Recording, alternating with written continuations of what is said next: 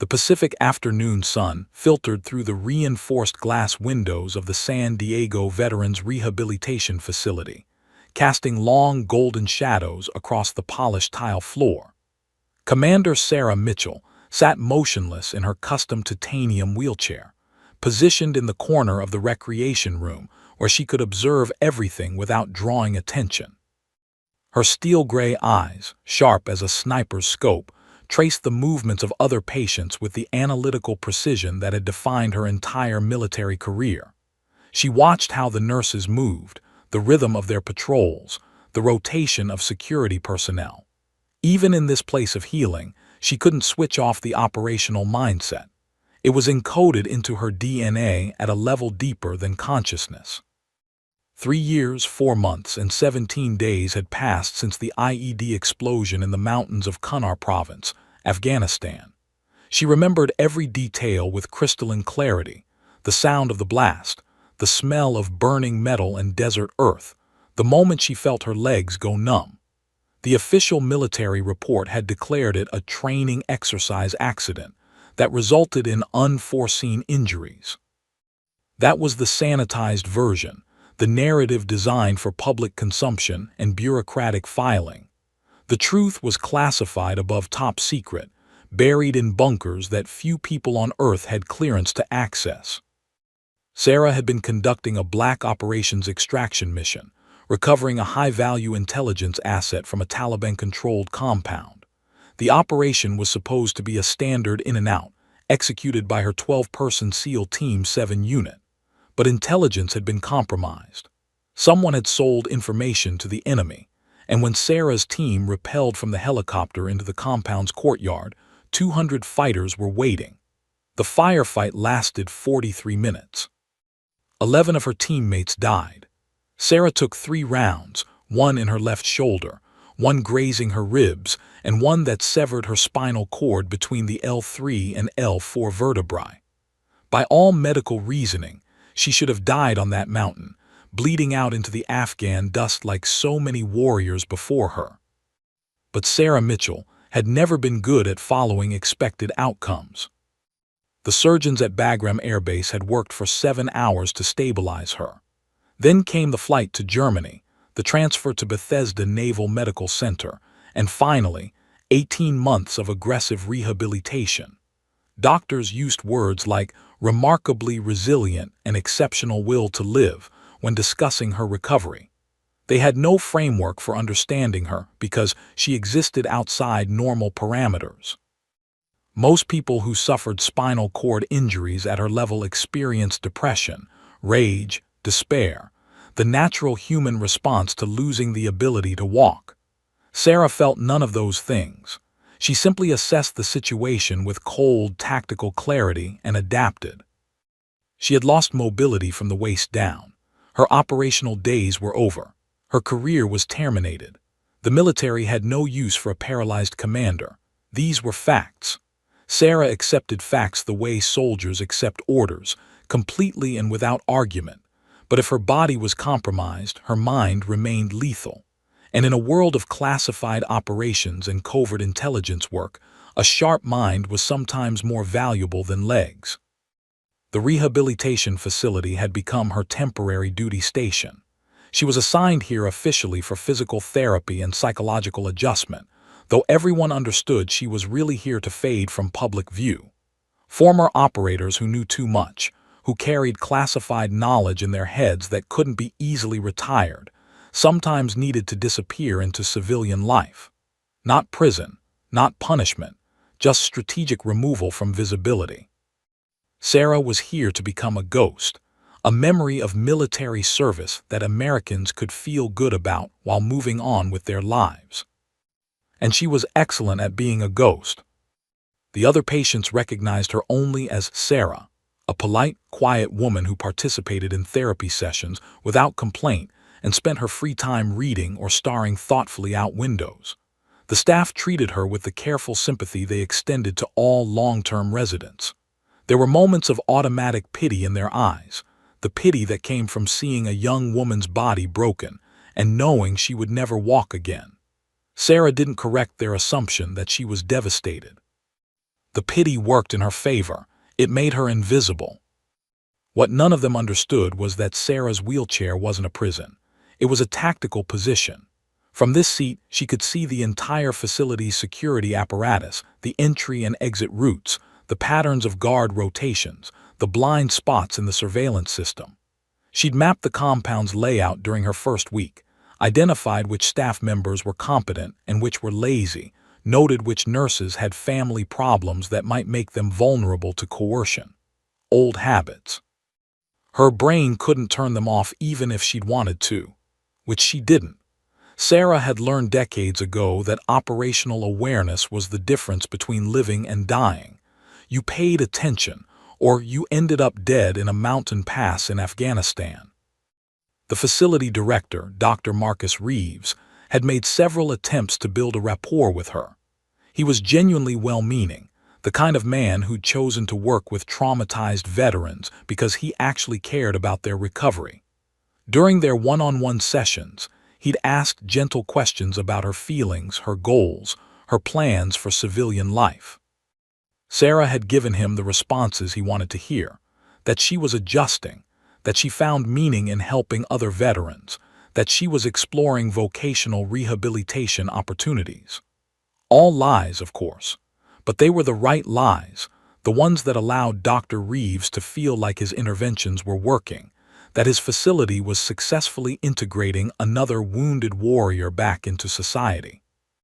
Sarah had learned long ago that most people weren't interested in truth. They were interested in narratives that made them feel competent and good. Give them those narratives, and they'd leave you alone. She wheeled herself slowly through the facility's hallway, noting that Thompson, one of the security guards, had a new photograph on his desk. A baby, probably born in the last 2 weeks. That meant Thompson was sleep-deprived and running on fumes, his reflexes probably down by 30%.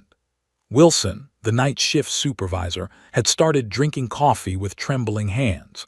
Relationship problems, probably. The facility's psychiatric counselor, Dr. Sarah Chen, had started coming in at 6 in the morning instead of her usual 8. New research project, possibly. These details accumulated in Sarah's mind like intelligence briefings, arranged and cross-referenced, building a complete picture of the facility's operational status.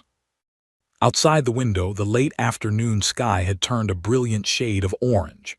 Somewhere in the distance, a helicopter passed overhead, a civilian medevac from the sound of it, not military.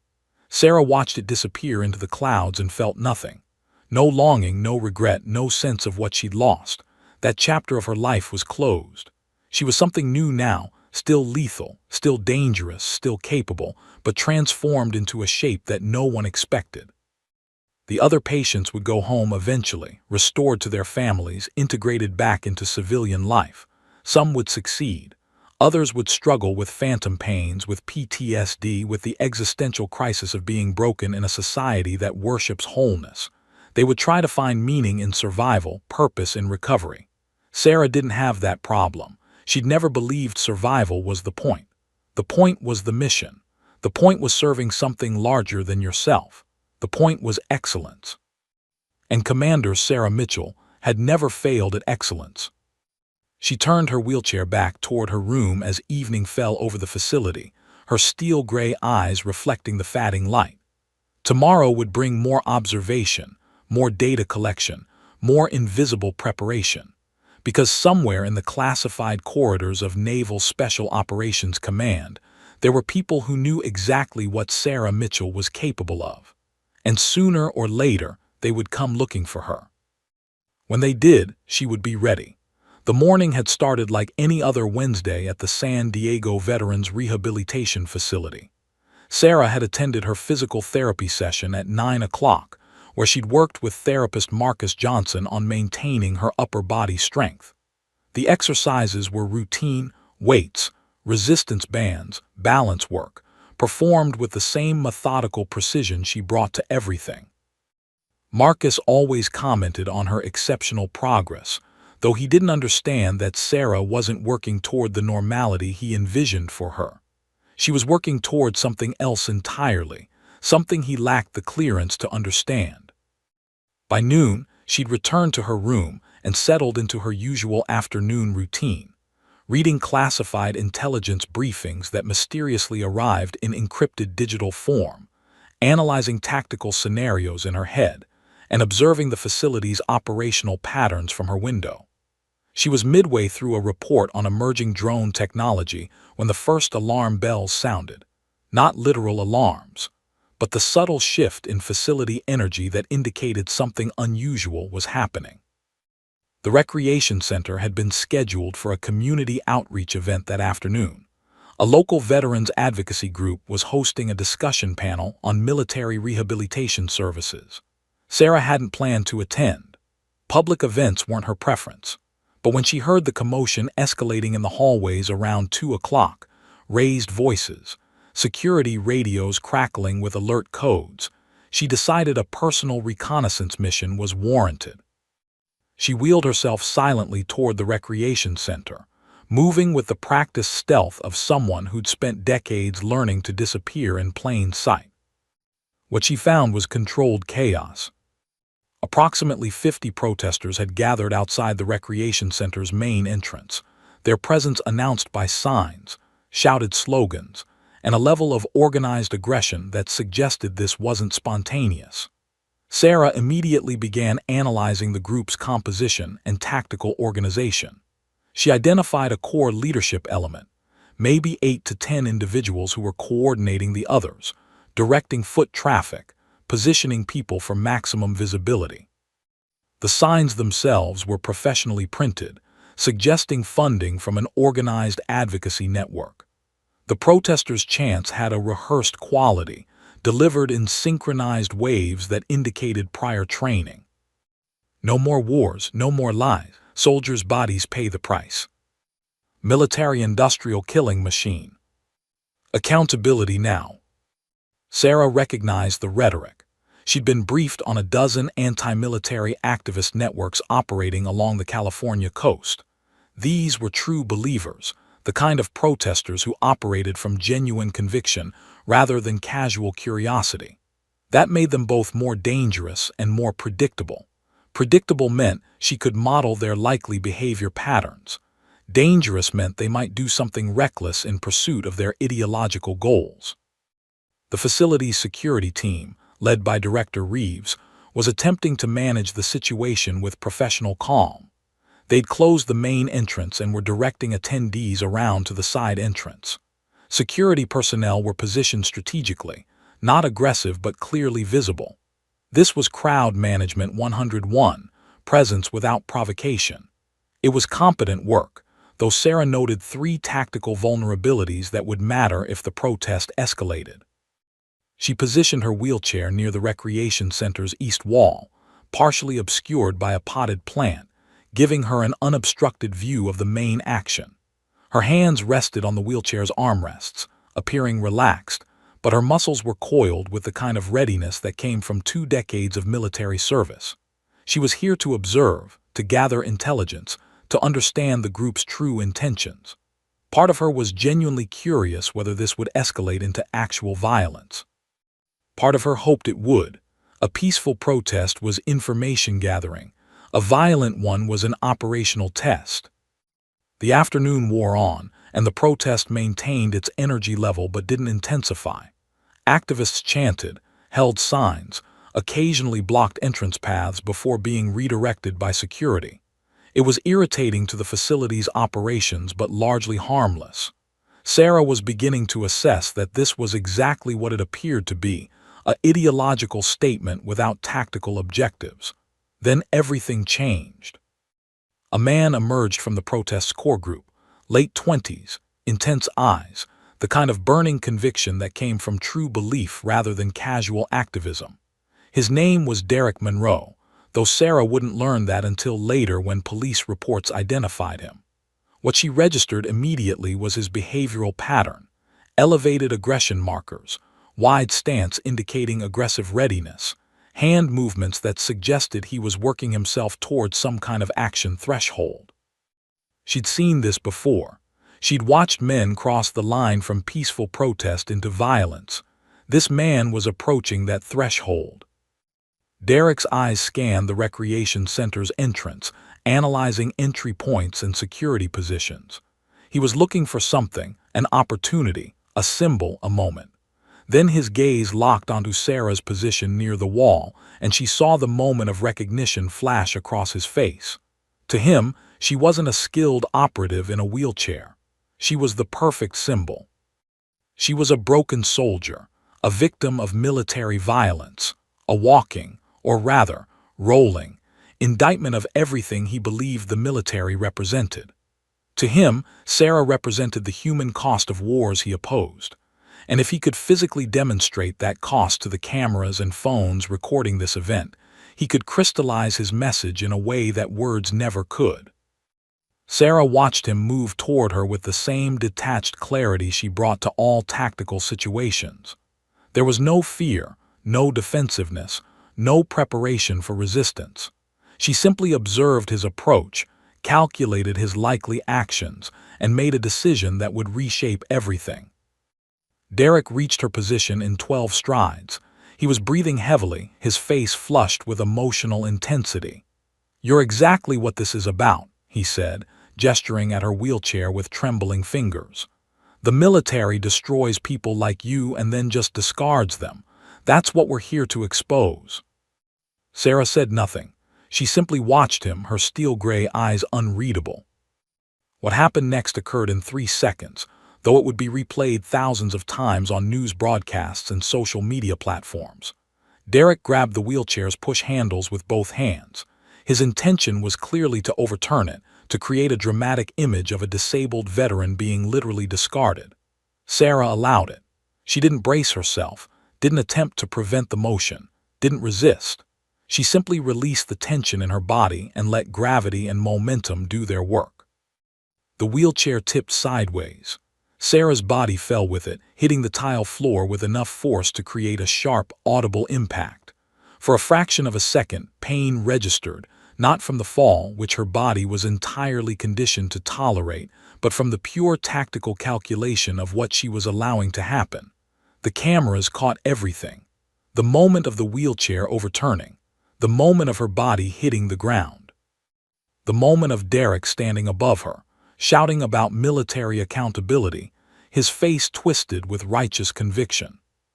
Security personnel rushed toward her immediately, but Sarah's fall had taken only a second. She was already analyzing the immediate aftermath, the response patterns, the media implications. She could hear phones capturing video, could sense the energy shift in the crowd as they realized what they'd witnessed. This was the moment, the image that would define her in the public consciousness. The symbol that would be transmitted across the country, interpreted 1,000 different ways, transformed into a narrative about wounded veterans and systemic neglect. Derek Monroe was pulled away by security, still shouting, still convinced he was exposing injustice. Dr. Reeves knelt beside Sarah, his face pale with concern. "Sarah, are you hurt? Can you move? We're calling an ambulance." Sarah looked up at him from the floor, her expression perfectly calibrated to suggest shock and pain while her mind remained completely clear. "I'm okay," she said softly, her voice trembling with artificial distress. "I'm okay, just help me up." But in her mind, in the locked chambers of her operational consciousness, she was already 3 steps ahead. She understood what this moment would become. She understood its power. And she understood that she had just set something in motion that would eventually pull her back into the world she was supposed to have left behind. The wheelchair was righted. She was helped back into it. An ambulance was called.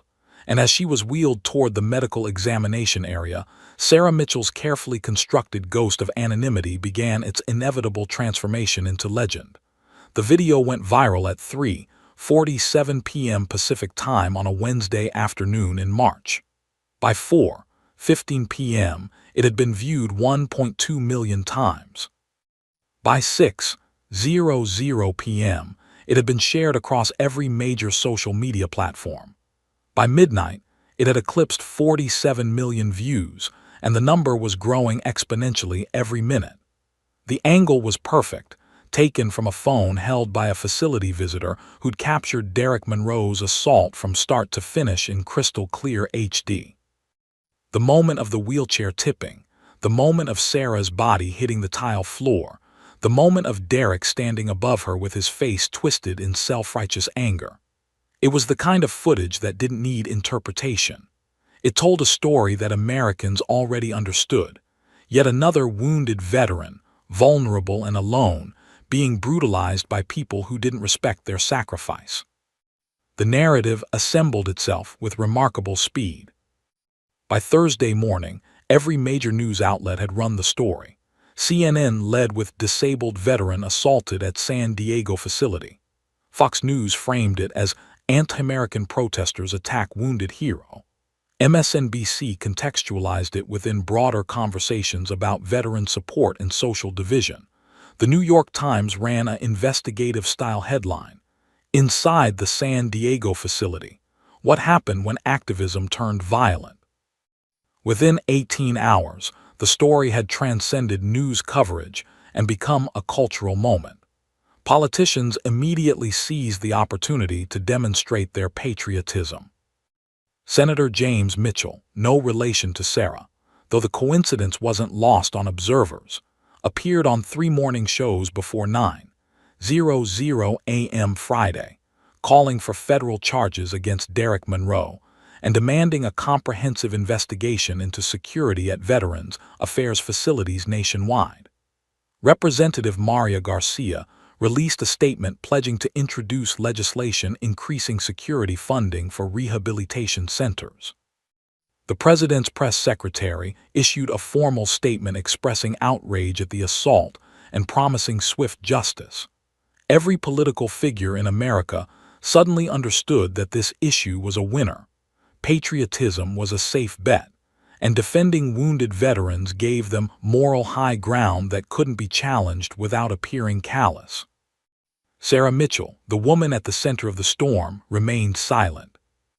She lay in the facility's medical wing, officially under observation for potential spinal complications from the fall, though the medical staff found nothing physically wrong with her beyond minor bruising. She gave no interviews. She made no public statements. When visitors occasionally appeared, local news reporters, activists offering solidarity, concerned citizens bearing flowers, the facility's administration graciously but firmly declined on her behalf. Commander Mitchell is still processing the traumatic incident, Dr. Reeves explained to journalists. We're prioritizing her psychological recovery and privacy during this difficult time. The use of her military rank was accidental, but it added a layer of credibility to the narrative. She wasn't just a patient, she was a commander. She wasn't just injured, she was traumatized. The public constructed an increasingly elaborate mythology around Sarah in her absence. Online communities debated her psychological state, her rehabilitation prospects, her future quality of life. Women's groups claimed her as a symbol of systemic abuse. Military advocacy organizations held candle-lit vigils outside the facility. A GoFundMe page that someone created in her name raised $2.1 million in the first 72 hours, intended for her recovery and future care. The money sat in a trust account, untouched, accumulating interest. From her hospital bed, Sarah consumed all of this data with the same analytical precision she'd applied to tactical briefings for 20 years. She'd requested internet access to monitor news coverage, ostensibly to understand the public response to the incident. In reality, she was conducting a masterclass in narrative construction. She watched how different demographic groups interpreted the video differently. She noted which outlets emphasized her disability and vulnerability versus those that highlighted her military service. She analyzed the psychology of the outrage, understanding exactly which emotional triggers were firing in the public consciousness. This was the beautiful mathematics of modern media. Feed the right images to the right audience, and they would construct exactly the narrative you wanted them to construct. The irony was that they were completely correct. She was a decorated military officer. She had been assaulted. She was a symbol of something important. They just didn't understand the full context, that none of this was accident, that every element of this narrative had been carefully choreographed by the woman lying in the hospital bed, her expression perfectly calibrated to suggest pained stoicism. On Friday morning, she received a visitor that the facility's logs would later show never officially existed.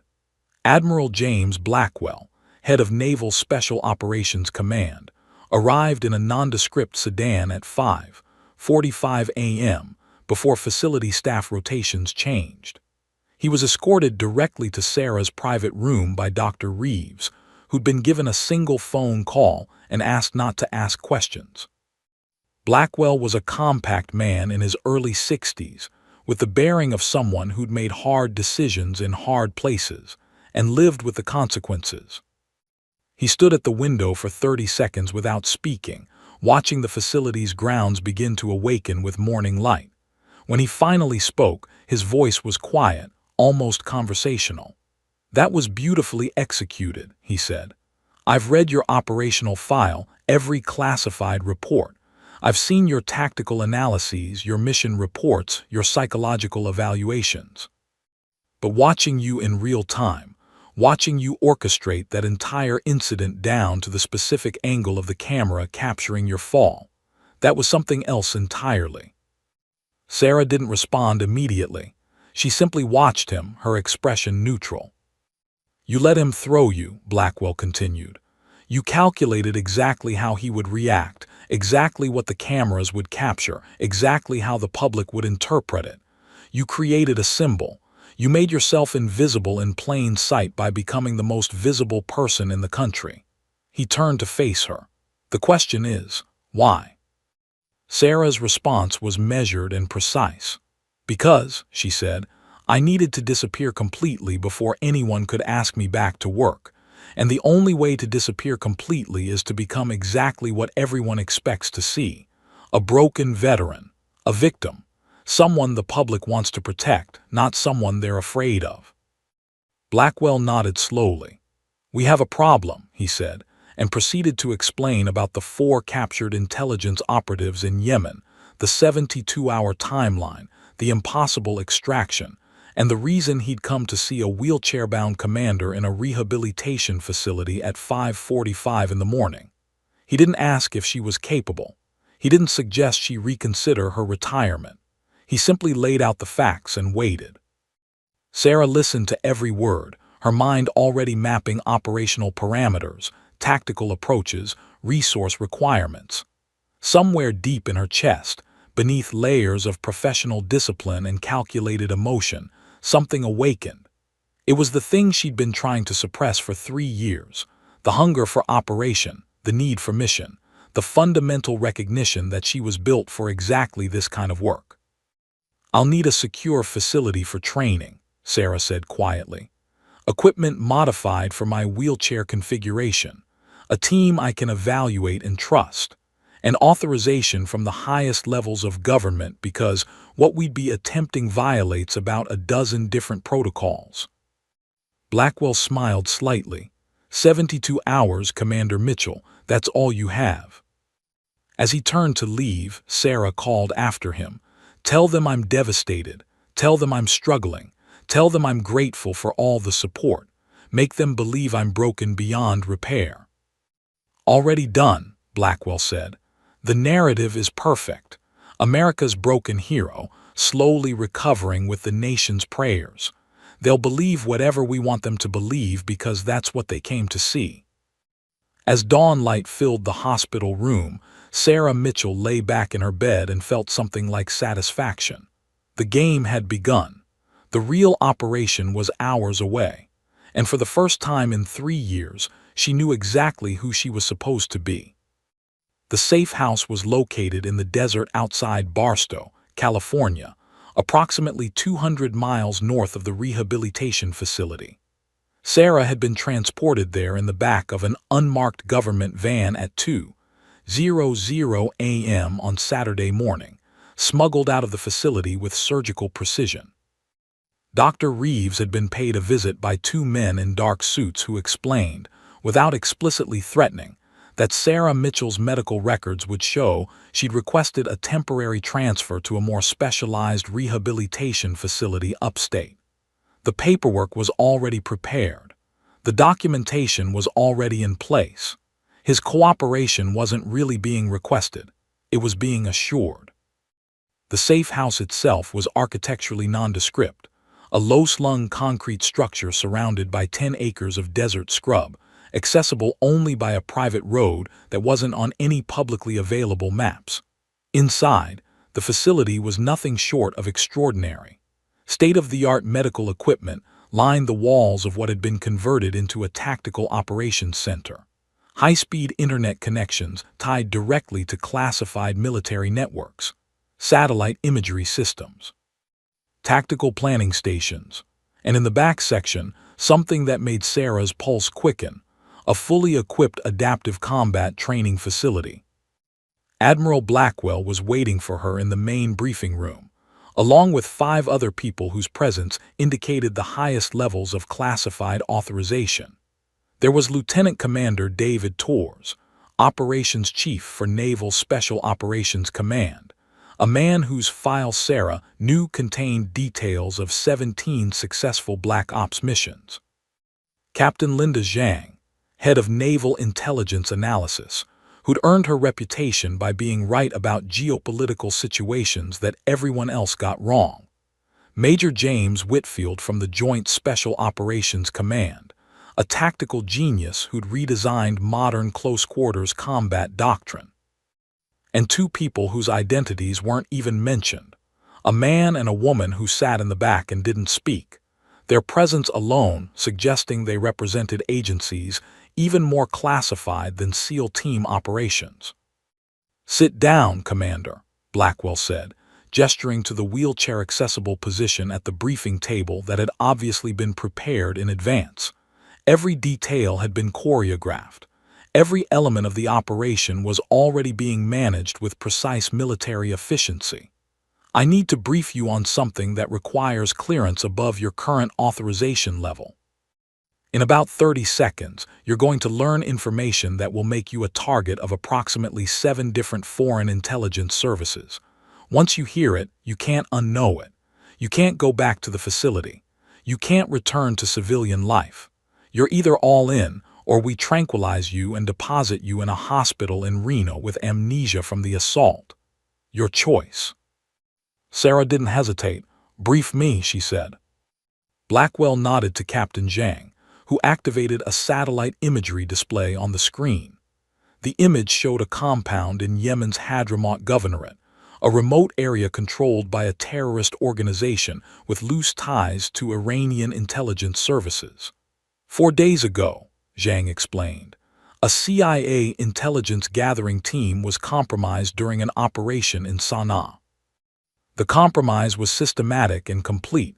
Someone inside the agency fed detailed intelligence to the target organization about team movements, safe house locations, operational procedures. The team was captured, all 4 operatives. The image zoomed in, showing a fortified compound with high walls, guard towers, and what appeared to be a central detention block. The terrorists have demanded a prisoner exchange, 4 operatives they're holding in other locations, all of whom are currently detained at maximum security facilities within the United States. Congress won't approve the exchange. The president won't authorize it. These 4 CIA officers are officially being written off as operational losses. Unofficially, Blackwell continued, we're not accepting that. These are people who have spent their careers acquiring intelligence that keeps Americans alive. We don't abandon them. We extract them.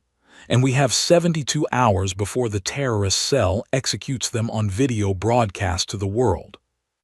Lieutenant Commander Torres brought up a new set of images, drone footage of the compound's exterior, internal layouts created from satellite imagery and human intelligence, guard rotation patterns analyzed from 3 weeks of surveillance data.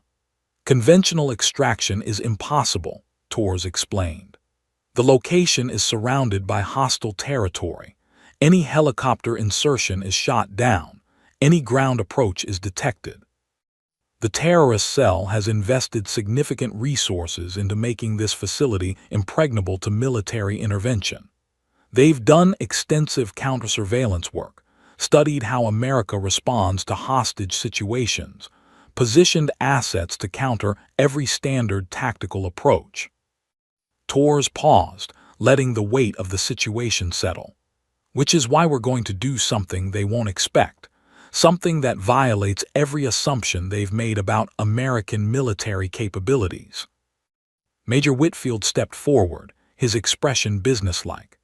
We're sending in a one-person operative with a specialized tactical approach that takes advantage of vulnerabilities in their security protocols. Someone who can move through that compound with capabilities they won't recognize until it's too late.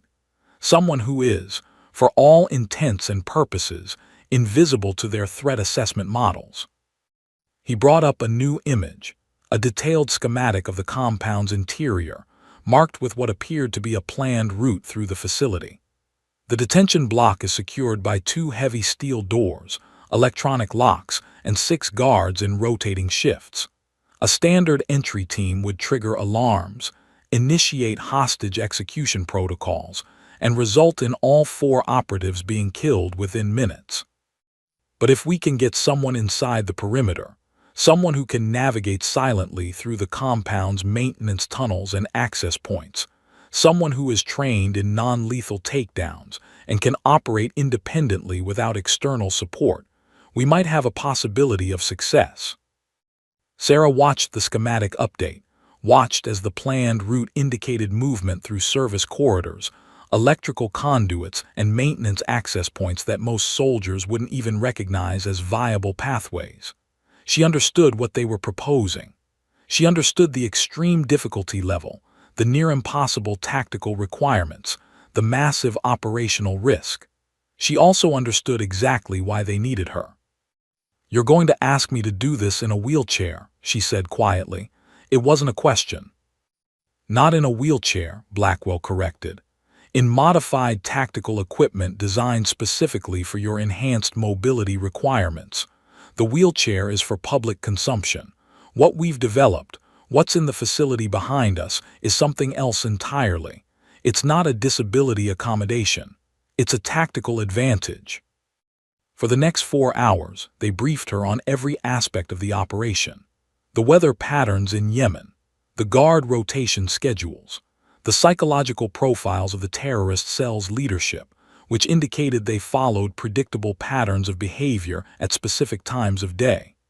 The technical specifications of the electronic locks, which had a known vulnerability if accessed from the internal circuit panel rather than externally defeated. The intelligence on the captured operatives, their names, their backgrounds, their families, the reason they mattered enough to risk this impossible extraction. The primary captured operative was Dr. James Richardson, a CIA analyst who'd spent 15 years building intelligence networks in the Middle East. His wife was a pediatrician. They had 2 children. The second operative was Sarah Chen, no relation to the facility's psychiatrist, a signals intelligence specialist with an eidetic memory for complex patterns. The third was Marcus Walker, a former Navy SEAL turned intelligence officer who'd voluntarily left the teams to pursue intelligence work. And the fourth was Elena Vasquez, a linguistic specialist who could identify regional dialects and communication patterns with uncanny accuracy. "These people matter," Blackwell said simply. "And more than that, what's happening here, the systematic compromise of our intelligence infrastructure, suggests a mole at the highest levels of the CIA. Someone is feeding operational intelligence to hostile foreign actors. Someone inside the agency is working against us. These 4 operatives might have information about who that mole is. We need them alive to interrogate. We need them alive to maintain operational continuity. And we need to send a message that America doesn't abandon its people, no matter how difficult the extraction becomes." Sarah absorbed every detail, her mind cataloging information, building operational models, identifying contingencies. The tactical problem was genuinely complex. The risk was genuinely massive. The likelihood of success, by conventional military assessment standards, was somewhere below 5%. Most operators told these odds would acknowledge the impossibility of the task.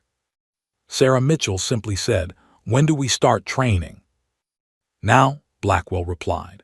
"You have 72 hours to master equipment you've never seen before, develop a mission plan that violates every conventional tactical doctrine, train with a team that doesn't exist and will disappear after this operation, and prepare yourself psychologically for an extraction attempt that might very well be the last thing you do before dying in a Yemeni desert. The tactical team is waiting in the training facility. The equipment is there. The intelligence packets are ready. You'll sleep when the mission is complete or when you're dead. Those are the only two options available." Sarah wheeled herself toward the back of the facility, toward the training area where her resurrection was waiting. As she moved, she felt something that 3 years of rehabilitation had suppressed, the absolute certainty that she was exactly where she needed to be, doing exactly what she was meant to do. Everything in her life had been leading to this moment. The injury, the retirement, the carefully maintained anonymity, the orchestrated assault that had made her disappear into public mythology. It had all been preparation for this single 72-hour window, where she would become the operative that America's enemies couldn't even imagine facing. Behind her, Admiral Blackwell watched her disappear into the training facility and allowed himself a small smile. They'd made the right choice recalling her. Whatever doubts he might have harbored about using a disabled operator were about to be completely vindicated. By the time Sarah Mitchell was finished with this operation, the entire landscape of modern special operations would have fundamentally shifted. The tactical equipment didn't look like a wheelchair. That was the first thing that became apparent when Sarah entered the equipment laboratory at 300 hours on Saturday morning.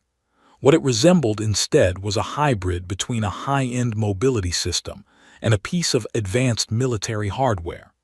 The frame was constructed from carbon fiber and titanium alloys, lighter than traditional wheelchairs but infinitely stronger.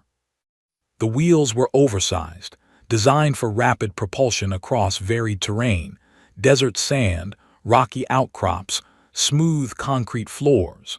But the real engineering was in the system's technical specifications. The chair integrated advanced sensor arrays that fed real-time environmental data to a heads-up display mounted inside the modified helmet Sarah would wear. Thermal imaging capability, night vision integration, distance measurement systems. The chair's propulsion system used electromagnetic motors that were nearly silent, allowing for movement through tactical environments without acoustic signature. And beneath the seat, integrated weapon mounting systems could accommodate specialized firearms configured for operation while seated. "We've been developing this system for 5 years," explained Dr. Patricia Okonkwo, the lead engineer on the adaptive warfare project. She was a woman in her mid-50s with the bearing of someone who'd spent her entire career solving problems that military procurement officials insisted were impossible. Every piece of adaptive equipment that existed before was designed to accommodate disability, to help disabled people function in a world designed for able-bodied people. This is different. This is equipment designed around the reality that a disabled operator might have specific advantages that we're not utilizing because we're thinking about disability as limitation rather than transformation. Sarah spent 3 hours learning the technical specifications, the weapon integration systems, the sensor interfaces, the propulsion controls. She understood immediately that this wasn't just equipment. It was an extension of her operational capability, integrated so seamlessly that it would become part of her body's sensory apparatus within hours of use. Dr. Okonkwo explained the theory behind haptic feedback systems, how vibrations through the chair's frame would communicate environmental data directly to her nervous system, allowing her to sense things: proximity to obstacles, thermal signatures of personnel, changes in terrain elevation, without conscious processing. By 600 hours, Sarah was in the equipment testing bay, learning to move through the chair with the efficiency that would define her operational capability. The bay was constructed to simulate the compound in Yemen, similar wall heights, similar door configurations, similar spacing between obstacles. She pushed herself forward, feeling the chair respond with absolute precision.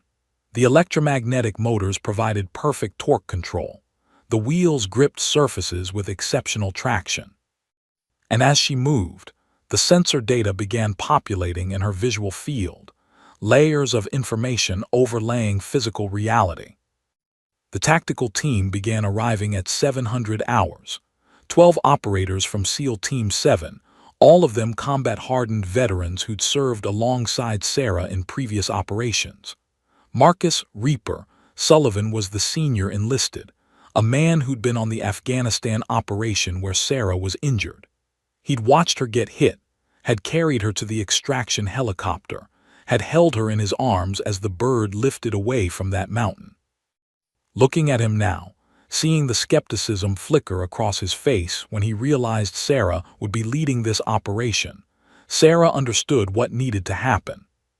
Physical contest, she said without preamble. Hand-to-hand combat simulation. You, me, no weapons. Best 2 of 3. If you win, I step aside and Blackwell finds someone else to lead this operation. If I win, you trust my operational decisions completely for the next 72 hours without question or hesitation. Marcus was silent for a moment, then nodded. The other operators gathered around the practice mat, watching with expressions that ranged from curiosity to barely concealed doubt. Sarah wheeled herself to the center of the mat. Marcus approached, moving with the careful deliberation of a man trying to predict an opponent's capabilities, while knowing almost nothing about how they'd adapted to their injury. What happened in the next 90 seconds changed everything. Sarah moved with explosive power that none of the operators had anticipated. From her seated position, she generated momentum by pushing herself upward in a controlled rotation, using the chair's design as part of her tactical apparatus. Marcus attempted a takedown that would have worked against most stationary opponents. Instead, Sarah pivoted the chair with perfect precision, using her upper body strength, which had increased exponentially during 3 years of focused rehabilitation, to redirect his momentum. He hit the mat hard. Round 2 went slightly longer, with Marcus employing a different strategy, but the outcome remained identical. Sarah's adapted physiology, combined with equipment designed specifically for combat applications, generated tactical advantages that conventional martial arts training had never accounted for. By the end of the second contest, Marcus was breathing heavily, nursing a bruised shoulder, and had a completely different expression on his face. "What do you need?" he asked. Over the next 68 hours, Sarah's team evolved from skeptics into operatives who understood they were working with someone fundamentally exceptional. They trained continuously, equipment configurations, insertion techniques, tactical movements through simulated compound environments. Sarah demonstrated proficiency with weapons systems that most operators required months to master. She could disassemble and reassemble a modified AR-15 while moving at full speed through an obstacle course. She could calculate ballistic trajectories while navigating varied terrain. She could identify threat signatures in satellite imagery that even trained intelligence analysts initially missed. By Sunday evening, the tactical team had moved beyond acceptance into genuine respect. They watched her execute a perfect tactical breach through a simulated door, watched her navigate through the complex three-dimensional space of the simulated compound, watched her maintain combat effectiveness while managing multiple simultaneous threat assessments.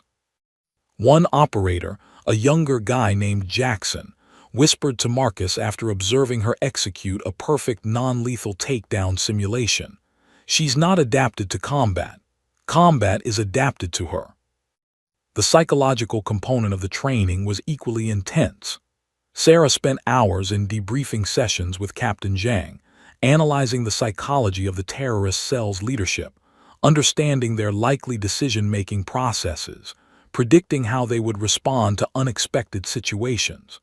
She studied the profiles of the 4 captured operatives, understanding their backgrounds, their training, their psychological breaking points. She needed to know these people's minds as well as their locations, because successful extraction wasn't just about physical capability.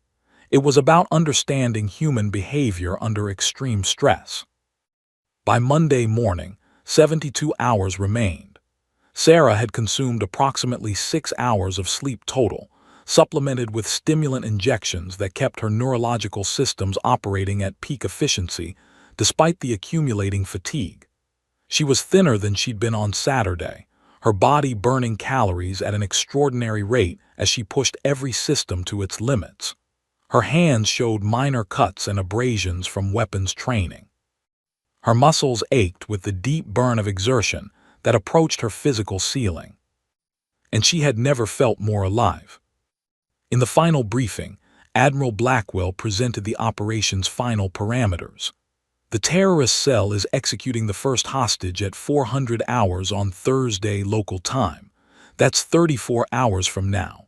You'll be deployed via transport aircraft to a forward staging area in Oman. From there, you'll conduct a final 4-hour transit to the extraction point. You'll have a 7-hour window to infiltrate the compound, locate the 4 operatives, neutralize security threats without triggering alarm systems, extract the hostages, and reach the extraction helicopter. Any deviation from timeline results in mission failure and loss of American personnel. He paused, letting the weight of responsibility settle onto Sarah's shoulders. You're the most qualified operative we have for this mission. You're also the operator that our enemies will never anticipate. They're looking for conventional SEAL insertions. They're expecting helicopter assaults. They're preparing defenses against strategies that have been used in the past. They will never imagine that the threat to their security will come from a disabled operative in equipment they don't understand, moving through tactical spaces they didn't even know were accessible. Your advantage, Blackwell concluded, is their blindness. Use it. Sarah wheeled herself out of the briefing room toward the equipment preparation bay. The tactical team was already there, performing final weapons checks, testing communication systems, verifying that every piece of equipment would function flawlessly in the Yemeni desert. She looked at the faces around her, the operators who'd gone from skepticism to absolute faith in her capability. She looked at the specialized equipment that represented 5 years of advanced military engineering. She looked at the intelligence packages containing detailed information about the compound, the guards, the hostages, the timing. Everything was ready. Everything was perfect. Everything came down to the next 34 hours. Sarah Mitchell closed her eyes and felt something ancient activate in her consciousness. Not fear, not doubt, not hesitation, but absolute operational clarity. She'd been built for moments like this. She'd been trained for decades to function at the intersection of impossible odds and extraordinary capability. Her disability wasn't a limitation she'd overcome. It was a transformation that had made her capable of something no fully able operator could accomplish. The resurrection was complete. The Yemeni desert was a study in extremes, scorching heat during daylight hours that could kill a person through dehydration alone, then bitter cold during the night that froze exposed skin. Sarah had experienced both during the transit from Oman, positioned in the cargo hold of a modified MV-22 Osprey that flew low enough to avoid radar detection, while high enough to minimize the risk of ground fire. The 12 operators of her team were arranged around her in tactical formation, each man checking weapons systems and communication gear with the methodical precision of professionals who understood that inattention meant death. The landing zone was a flat stretch of desert approximately 3 kilometers from the target compound. The Osprey set down with minimal dust signature, and Sarah's team moved with practiced efficiency, establishing a perimeter while she conducted final equipment checks. The specialized tactical wheelchair had been loaded last, cushioned against the aircraft's vibrations. Sarah transferred into it smoothly, feeling the electromagnetic system's power up as her weight settled onto the seat. The heads-up display activated, overlaying thermal and visual data across her field of vision. The temperature was 41 degrees Celsius. Winds were negligible. Thermal signatures of the compound were exactly where intelligence projections had indicated they would be. Sarah conducted a final radio check with the team, verifying that all 12 operators were reading her as command authority. There was no hesitation in their responses. In 72 hours, they'd gone from skepticism to absolute faith. "Moving out," Sarah commanded quietly. "Navigation Protocol Delta. Maintain spacing. Watch for ground signatures. Stay on comms." The journey to the compound took 47 minutes across terrain that would have been nearly impassable for conventional personnel. Sarah's modified wheelchair handled the variation expertly. The oversized wheels gripped sand, navigated rocky outcrops, climbed subtle elevation changes that would have stopped standard equipment dead. The other operators moved alongside her, covering her flanks, watching for threats that might emerge from the darkness. Behind them, a secondary team provided overwatch from the staging area, maintaining satellite communications and ready to provide fire support if the insertion went hot. The compound appeared as a darker shadow against the star-scattered desert sky. High concrete walls, guard towers at 4 corners, access points limited to 2 primary gates plus maintenance entrances that satellite imagery had identified but ground-level surveillance hadn't confirmed.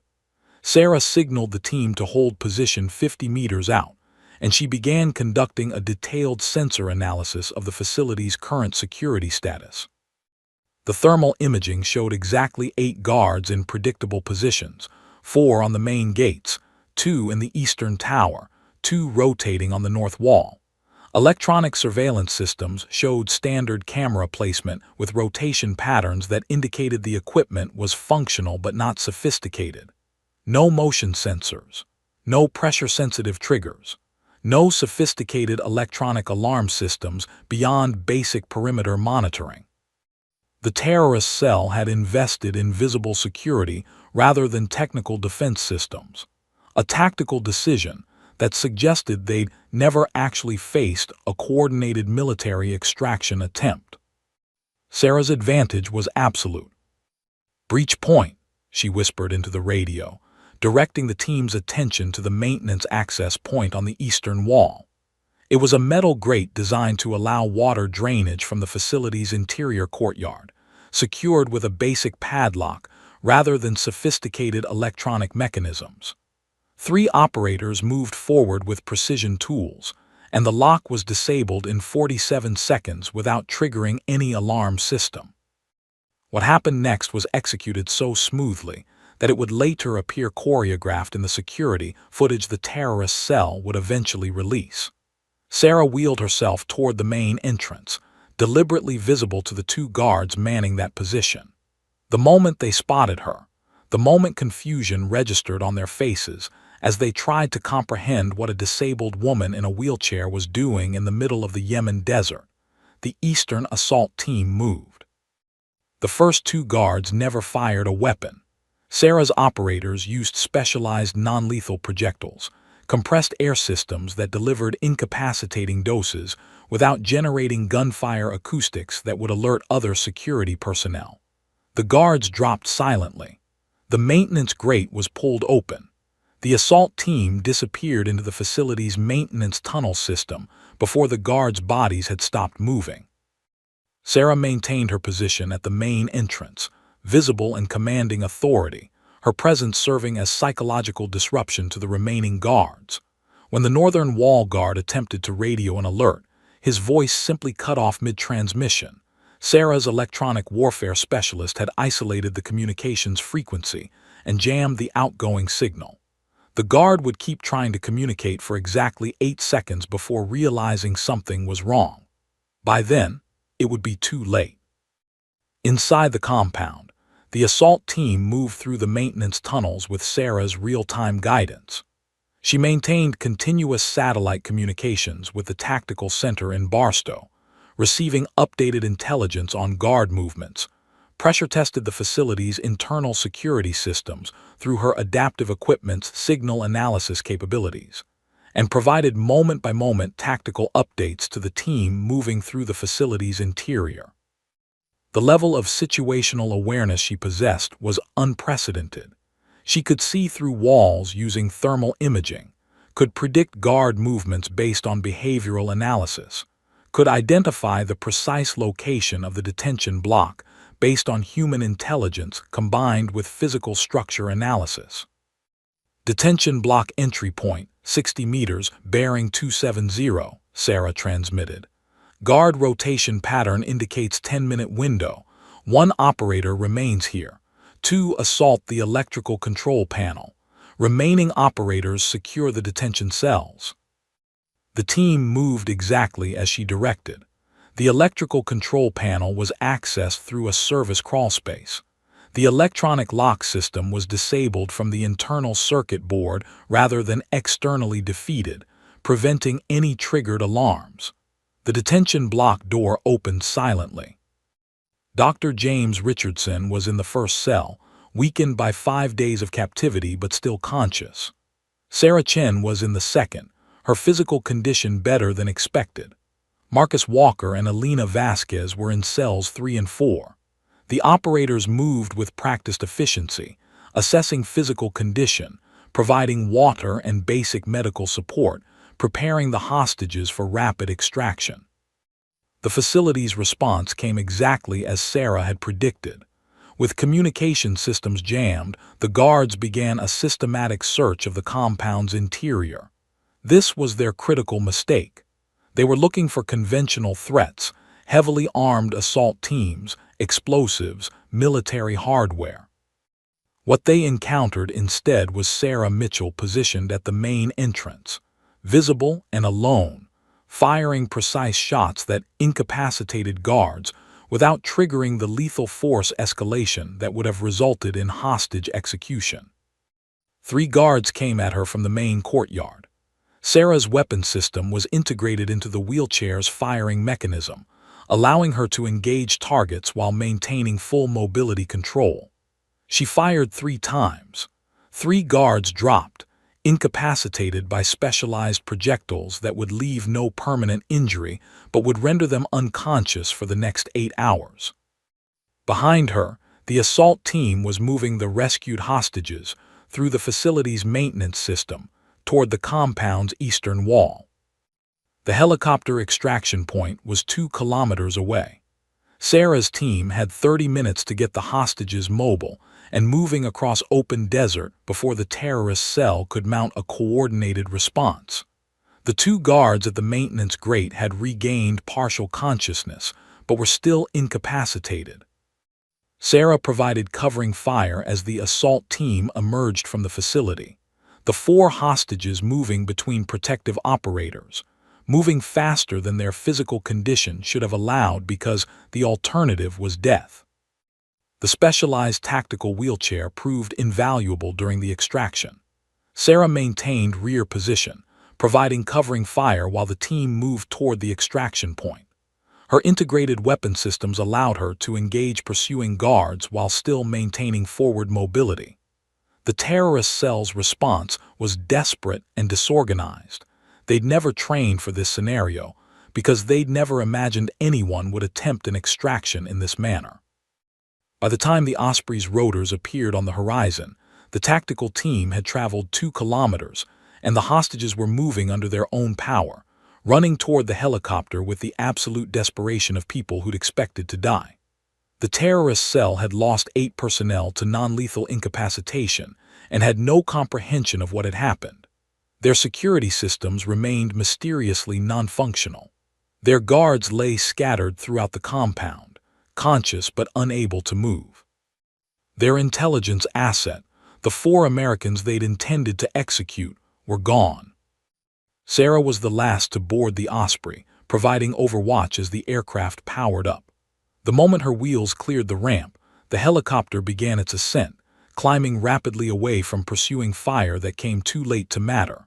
As the compound fell away beneath them, and the desert stretched endlessly in all directions, Sarah finally allowed herself a single moment of absolute clarity. The operation had succeeded beyond every projection. The impossible extraction was complete. The classified documents began appearing on secure government networks at 6:47 a.m. Eastern Time on Thursday morning. Someone inside the Pentagon had made a deliberate choice to leak information that was marked above top secret. Operational details about the Yemen extraction, tactical specifications for the modified equipment, after-action reports filed by Admiral Blackwell regarding the mission's success, and most critically, the name and service record of the operative who'd led the extraction. Commander Sarah Mitchell, United States Navy SEAL Team 7. Within 45 minutes, the first news outlet received a package containing printed copies of these documents, along with a detailed explanation of what they contained. The source remained anonymous, but the motivation was clear. The American public deserved to know who had orchestrated the impossible extraction of 4 intelligence operatives from hostile territory. The American people deserved to understand that the woman they'd watched being brutalized on video was not a helpless victim, but one of the most accomplished military operators alive. By 7:32 a.m., the story had broken across every major news platform simultaneously. CNN interrupted regular programming with a banner headline, "Disabled Navy SEAL Commander LEAD's Daring Hostage Extraction." Fox News framed it as "Hero Operative Proves Military Excellence Transcends Physical Limitations." MSNBC ran the Sarah Mitchell story, from wheelchair assault to classified operation. International news outlets picked it up within minutes. The BBC led with "American Special Forces Commander Executes High-Risk Rescue Mission." The story had transcended national news and become a global phenomenon. The narrative inverted completely in less than an hour. The woman who had been portrayed as a defenseless victim was now revealed as a legendary operative. The assault that had seemed like an act of injustice was recontextualized as an attack on a highly trained soldier who deliberately submitted to it. The facility where she'd been recovering was suddenly recognized as housing one of America's most classified military assets. And Derek Monroe, the activist who'd thrown her from her wheelchair, suddenly found himself not as a courageous whistleblower, but as the man who'd assaulted a decorated Navy commander. Derek's arrest came at 9:15 a.m., just over 2 hours after the story broke. Federal agents arrived at his apartment with warrants charging him with assault on a federal officer, battery against a military servicewoman, and a dozen other federal offenses. The charges carried potential prison sentences exceeding 15 years. As he was led from his apartment in handcuffs, flanked by federal agents, cameras captured his shocked expression. The moment reality collided with his ideological convictions. He'd believed he was exposing injustice. He discovered instead that he'd assaulted someone far more dangerous and accomplished than he'd ever comprehended. The activist community that had supported him experienced immediate fragmentation. Some attempted to maintain that his political message was still valid, that his methods had simply been misguided. Others abandoned him entirely, recognizing that association with someone who'd assaulted a decorated military officer was politically toxic. The protest groups that had emerged to support the facility's closure and military accountability suddenly found their moral framework shattered. How could you protest military violence when the soldier you'd attacked had just risked her life to rescue 4 Americans from terrorist captivity? Admiral Blackwell appeared before Congress at 11:30 a.m., having been authorized by the President to brief key committee members on the operation's classified details. He presented a 30-minute overview that included satellite imagery of the compound, tactical specifications of the operation, post-extraction intelligence briefings, and a detailed explanation of Sarah's role as mission commander. The committee members, who'd been receiving briefings about Sarah's injury 3 years earlier, who'd understood her career was permanently terminated, suddenly confronted a new reality. She wasn't a tragic casualty. She was a weapons system that had been specifically designed to accomplish something that conventional military doctrine couldn't achieve. Senator Richard Hayes, head of the Armed Services Committee, made a statement at 1:00 p.m. Commander Mitchell's operation represents the future of American military capability. This committee will be conducting a comprehensive review of adaptive warfare programs to understand how we can better utilize the exceptional talents of our wounded warriors. This is not just a story of individual heroism. This is the story of how America transforms adversity into advantage. At the San Diego Veterans Rehabilitation Facility, Dr. Marcus Reeves experienced a moment of absolute clarity. The woman he'd been treating as a trauma victim, attempting to help process psychological wounds, had been leading a classified military operation from his facility the entire time. The privacy he'd maintained, the quiet dignity he'd attributed to her trauma processing, none of it had been what he believed it to be. He'd been inadvertently housing a classified military asset without even knowing it. The facility's security had been compromised in ways that would require investigation from multiple intelligence agencies, and his own role in Sarah's recovery was about to be thoroughly reviewed by people who asked very uncomfortable questions. International reactions ranged from skepticism to grudging respect. Russian intelligence analysts acknowledged in classified briefings that American special operations capabilities had apparently exceeded their previous assessments. Chinese military strategists recognized that adaptive warfare programs suggested a fundamental shift in how the U.S. might approach future conflicts. Middle Eastern intelligence services that had been affiliated with the terrorist cell simply disappeared from communication networks, their entire operational structure compromised by Sarah's successful extraction. The terrorist cell that had held the hostages experienced complete organizational collapse. The 4 Americans they'd intended to execute were being debriefed by CIA interrogators, providing detailed intelligence about the cell's leadership, funding sources, international connections, and operational procedures. The cell's commander issued a video statement claiming the extraction was an American propaganda operation, that the hostages had been liberated Americans rather than captured intelligence operatives. The statement convinced no one. The tactical reality was clear. America's military capability had proven superior, a disabled operative had led the operation, and the terrorist organization's security protocols had been thoroughly defeated. By 3:00 p.m. Thursday, nearly 9 hours after the initial leak, the story had fundamentally reshaped American discourse around military disability. News outlets that had run sympathetic profiles of Sarah as a tragic victim now ran profiles of Sarah as a legendary operative.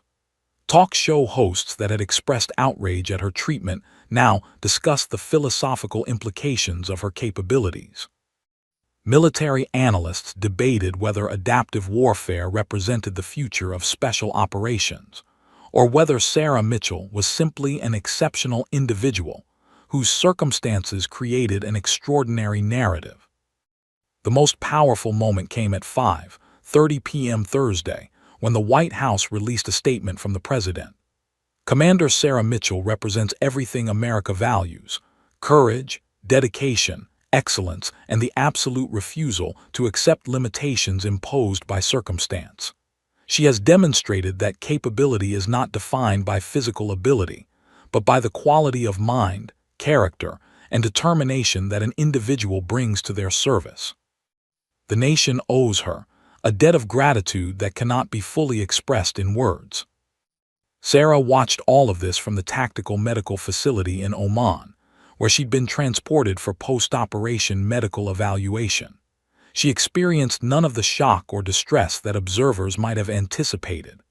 The leak had been authorized, a calculated decision made by people within the Pentagon who understood that public knowledge of her capabilities would ultimately serve America's strategic interests.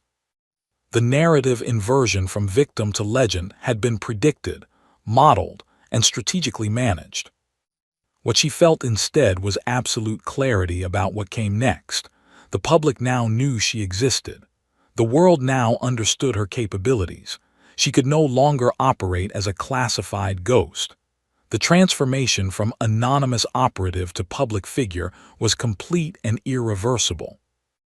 And while that limited her ability to conduct certain types of classified operations, it opened possibilities for something far more significant: the transformation of an entire generation's understanding of what disability meant in the context of military service and human capability. She'd been a weapon. Now she was something more dangerous. She was a symbol, and symbols, once activated in the public consciousness, could reshape the fundamental assumptions upon which societies operated. 6 months after the Yemen extraction, Sarah stood in a gymnasium full of wounded warriors. The San Diego Veterans Rehabilitation Facility's main exercise facility had been renovated with funding that appeared miraculous when announced, but was actually the result of two separate appropriations bills sponsored by senators who'd become convinced that adaptive warfare represented America's military future. The gymnasium now contained equipment designed for operators with every conceivable type of disability: spinal cord injuries, amputations, traumatic brain injuries, PTSD conditions, combinations of injuries that made conventional military service seem impossible. Sarah wasn't in her tactical wheelchair today. She transitioned to advanced prosthetics, cutting-edge technology that gave her remarkable mobility and allowed her to move through physical space in ways that more closely approximated her pre-injury capabilities. But today, she'd chosen to return to the wheelchair for this address. It was a deliberate choice, a visual statement about the nature of disability and capability that she wanted the audience to understand viscerally rather than intellectually. 243 wounded warriors sat in that gymnasium. Some were freshly injured, still processing the reality of their physical transformation. Others were veterans who'd spent years adapting to their disabilities, assuming their military service was permanently concluded. They ranged in age from 19 to 53 years old. They came from every military branch. They represented the physical and psychological complexity of modern combat injuries.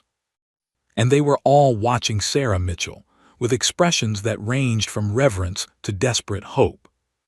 "You were told your service was over," Sarah said, her voice carrying through the gymnasium without amplification, trained decades ago to project authority across tactical distances. "The moment you received your injury diagnosis, the moment doctors explained the extent of your physical limitations, your command structure informed you that your operational days had ended. They gave you discharge papers. They offered you rehabilitation. They told you your greatest contribution to America's security had already been made." She paused, letting that statement settle into the room's consciousness. "They were wrong." Sarah moved to the center of the gymnasium floor, rolling in the wheelchair with deliberate visibility. "Your country still needs you, not out of charity, not out of sentiment, not because we value your prior service and want to acknowledge it graciously. Your country needs you because capability doesn't disappear when your physical form transforms. It adapts. It evolves. It often becomes something far more extraordinary than what preceded the injury." She gestured to the renovated equipment surrounding them. 6 months ago, I led a tactical extraction operation in Yemen that extracted 4 American intelligence operatives from terrorist captivity. That operation violated conventional military doctrine because conventional doctrine was designed for operators with conventional physical capabilities. I could conduct that operation precisely because my disability forced a fundamental reimagining of what tactical capability could mean. My wheelchair wasn't a limitation I'd overcome. It was a tactical advantage that my enemies couldn't comprehend. A woman in the third row, probably early 30s, bilateral leg amputations, raised her hand. Sarah nodded for her to speak. "Commander, are you saying everyone here could potentially become a special operations operative?" "No," Sarah answered directly. "I'm saying something more important. I'm saying that the United States military has been operating under fundamentally incomplete assumptions about what capability means and where it comes from.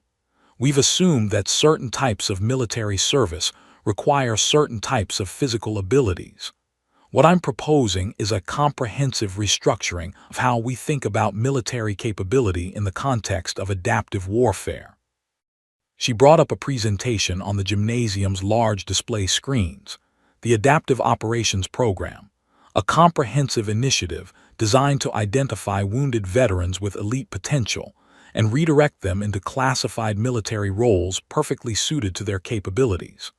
The program would involve 6 months of intensive evaluation and training.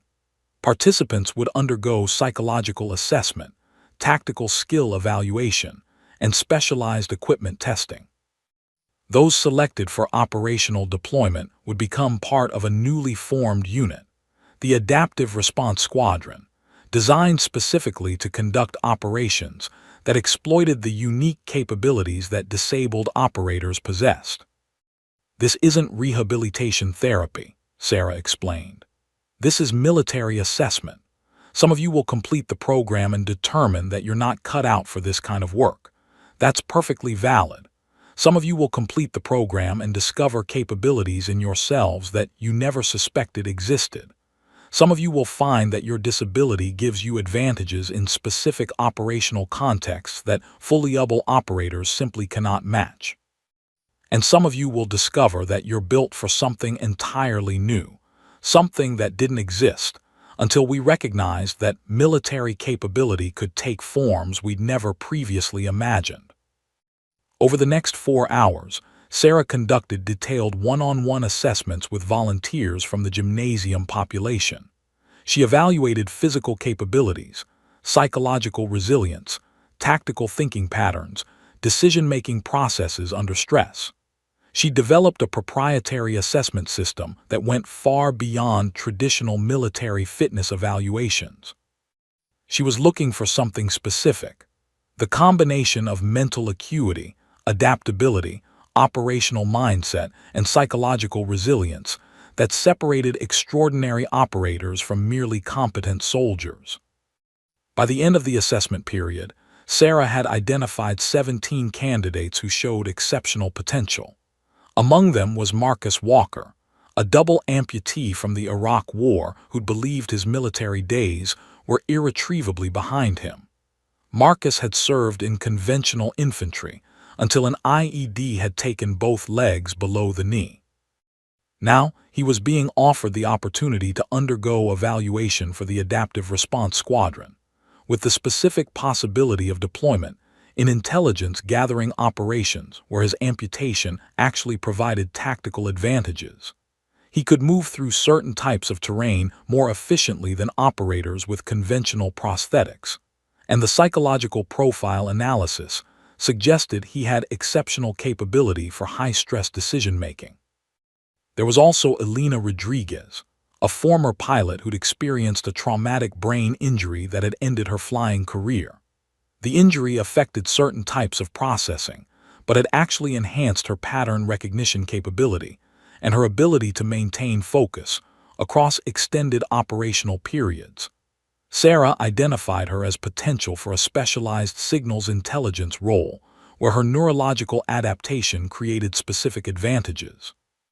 34 additional wounded veterans expressed interest in the program beyond the initial 17 identified as exceptional. Sarah approved all of them for preliminary assessment. The program would expand iteratively, growing as more wounded warriors recognized that disability wasn't an ending but a transformation point.